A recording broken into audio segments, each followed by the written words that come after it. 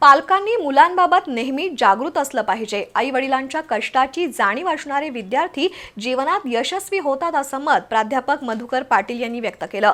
गडिंग्लजमधील Sambhajirao Mane junior कॉलेजमध्ये पालक उद्बोधन सभेत ते बोलत होते। शिवराज विद्या संकुलाचे अध्यक्ष प्राध्यापक किसनराव कुराडे यांच्या प्रमुख उपस्थितीत ही सभा झाली।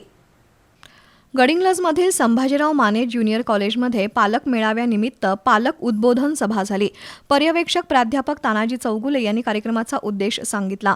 पालकांनी पाल्यांमध्ये संस्काराची पेरणी केली पाहिजे।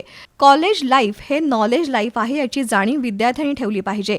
पालकांनी पाल्यांना शिस्त शिकवली पाहिजे आणि त्यांच्यामध्ये आत्मविश्वासही निर्माण केला पाहिजे असं मत प्रसिद्ध वक्ते मधुकर पाटील यांनी व्यक्त केलं।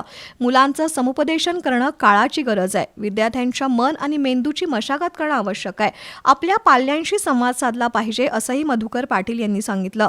पालकांनी पाल्यांबाबत जागृत राहून त्यांचं भवितव्य घडवण्यासाठी जबाबदारी वेळीच घेतली पाहिजे असं मत शिवराज विद्या संकुलाचे सचिव डॉक्टर अनिलराव कुराडे यांनी व्यक्त केलं। शिवराज विद्या संकुलाचे अध्यक्ष प्राध्यापक किसनराव कुराडे यांनीही मनोगत व्यक्त केलं।